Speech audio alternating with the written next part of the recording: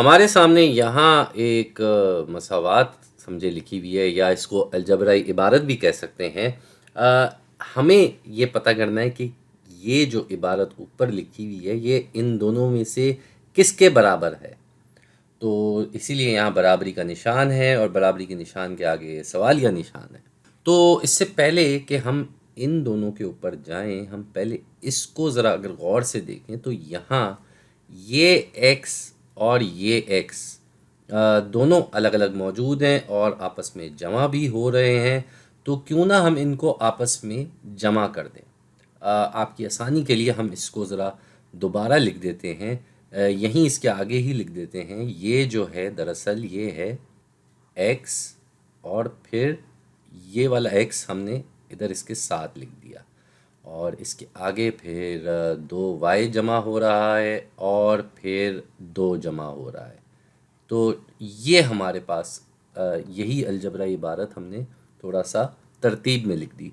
अब ये x और x आपस में जमा होके 2x बन जाएंगे तो हमारे पास आ जाएगा 2x 2y और 2। तो यहाँ तो हमारे पास जो दूसरा ऑप्शन है वो है 2x प्लस 4y प्लस 4। तो ये तो हमारा जवाब नहीं होगा। अब इस वाली इबारत को अगर हम गौर से देखें तो ये क्या है, ये कोसेन लगा हुआ है। कोसेन के अंदर x प्लस वाई प्लस 1 मतलब x y और 1 आपस में जमा हो रहे हैं और कोसेन के बाहर 2 लिखा हुआ है।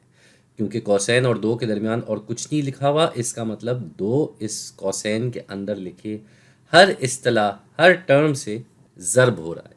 तो हम बग़ैर वक्त ज़ाय किए ये कोसेन खोलते हैं और 2 को इन तीनों इस्तिलाह से ज़र्ब करते हैं। तो 2 जब x से ज़र्ब होगा तो बन जाएगा 2x, फिर 2y से ज़र्ब होके बन जाएगा 2y और फिर 2 1 से ज़र्ब होके बन जाएगा 2। तो ये हमारे पास इस रूप में आ रहा है और ये बिल्कुल वैसा ही है जो यहाँ पे लिखा हुआ है। यानी कि ये वाला ऑप्शन बिल्कुल ठीक रहा, ये इस इबारत के बराबर है।